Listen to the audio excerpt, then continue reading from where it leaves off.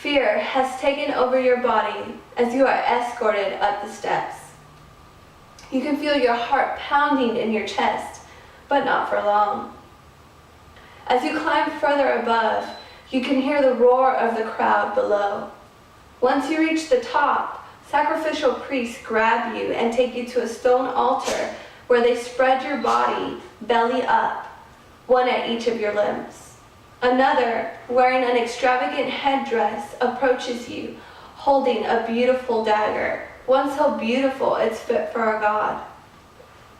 He is over you now, chanting and praying, with a dagger high up in the air. Then suddenly, you feel the excruciating pain as he cuts into your abdomen. Then, you feel the intense pressure of his hand reaching into your chest to tear out your heart. And he does.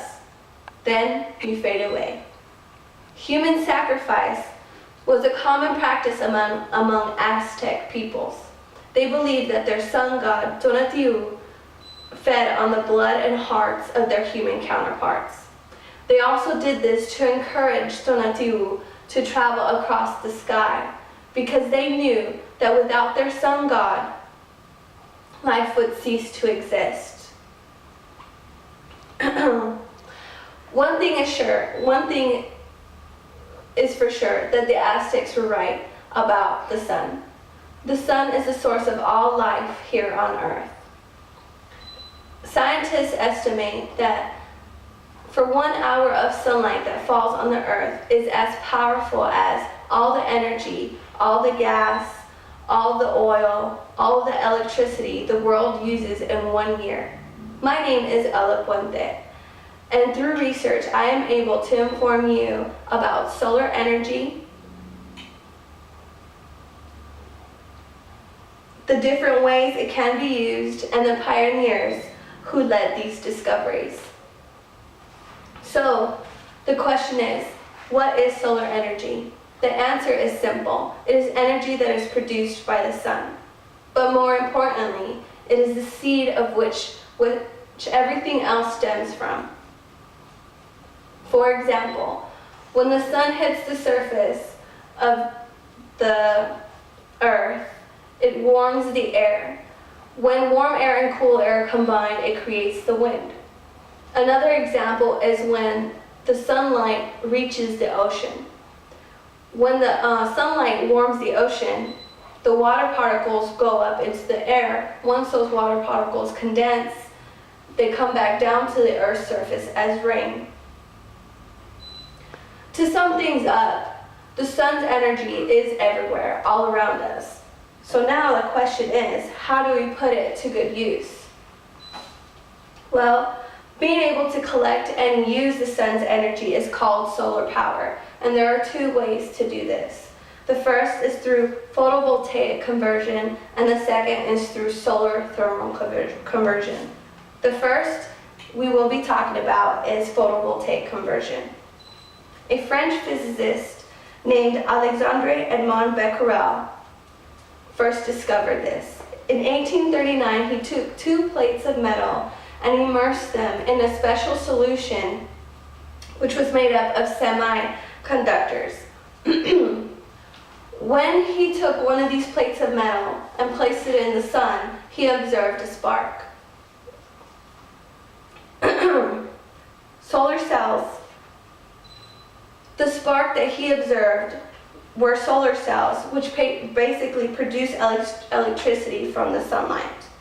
Today, we can see these solar cells in spaceships and satellites, in handheld calculators and wristwatches.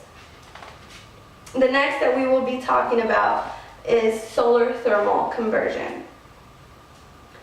Frank Schumann once said, "One thing I feel for sure of, and that is that the human race must finally utilize direct sun power or revert to barbarism." Well, that's what he did in 1913. He went to Medai, Egypt, and he built the first parabolic trough.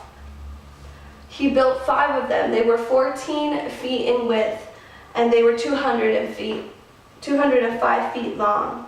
They were designed to follow the sun and focus its energy to boil water.